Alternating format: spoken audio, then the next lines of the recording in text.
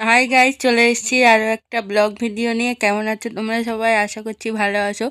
So guys, সামনেই সরস্বতী পুজো আসছে, আর তাই আজকে চলে গেছিলাম একজন নামকরা শিল্পীর স্টুডিওতে। তোমরা অনেকেই বুঝতে পেরেছো কার কথা বলছি, আর যারা বুঝতে পারোনি তাদেরকেও বলে দিচ্ছি, প্রতিমা শিল্পী প্রশান্ত পালের স্টুডিওতে।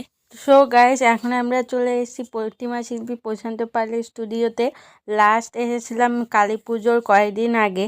জগদ্ধাত্রী পুজোর আগে আসতে পারিনি, সম্ভব হয়ে ওঠেনি।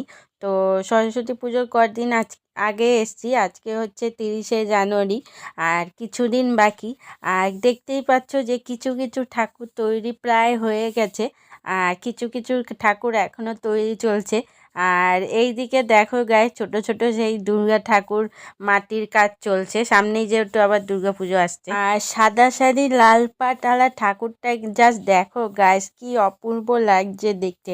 এই ঠাকুরটা কিন্তু আমার খুব পছন্দ হয়েছে। তোমাদের কোন ঠাকুরটা পছন্দ হয়েছে অবশ্যই কমেন্ট করে জানিও। আর এখানে তোমরা দেখতেই পাচ্ছ শেষ মুহূর্তের প্রস্তুতি চলছে, যেহেতু আর কিছুদিন বাকি।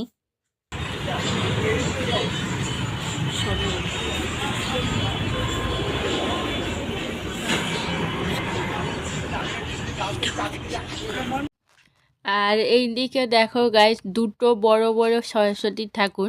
লাল বড় সরস্বতী ঠাকুরটা কোথায় যাবে জানি না, কিন্তু তার পাশে যে বড় ঠাকুরটা দেখতে পাচ্ছ ওটা যত সোনা চেতলায় যাবে।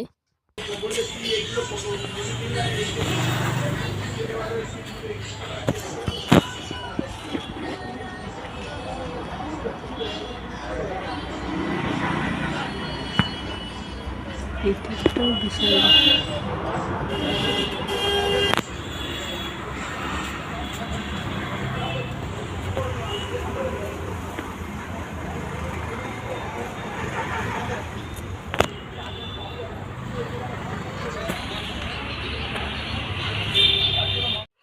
আর পেছন দিকটাও দেখো গাইস, কত বড় বড় দুর্গা ঠাকুরও মাটির কাজ চলছে। দেখতে দেখতে কিন্তু 2025-এর আবারও দুর্গা পুজো আসতে চললো।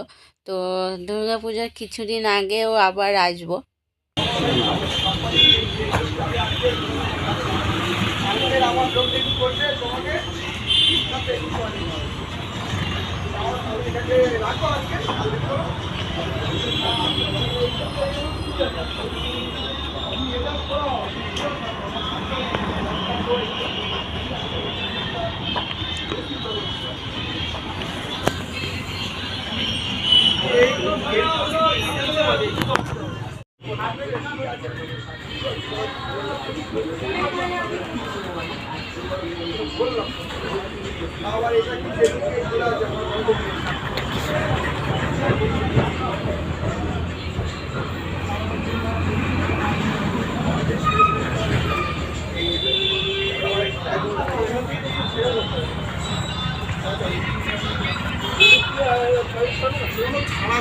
যা হবে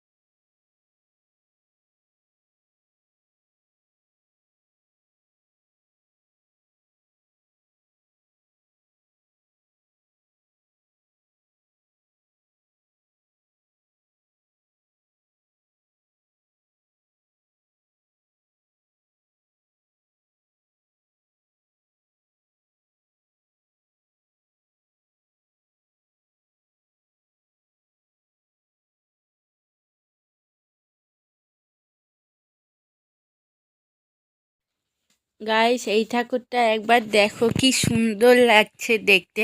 আমার অবশ্য মাটির সাজালা ঠাকুর বেশি পছন্দ, তাও কেন জানি না এই ঠাকুরটা বেশি পছন্দ হয়েছে আমার। আর সাদা শাড়ি লাল পাতারা ঠাকুর, আর সবটাই কমপ্লিট, খালি হাঁসের চোখটা কমপ্লিট হয়নি।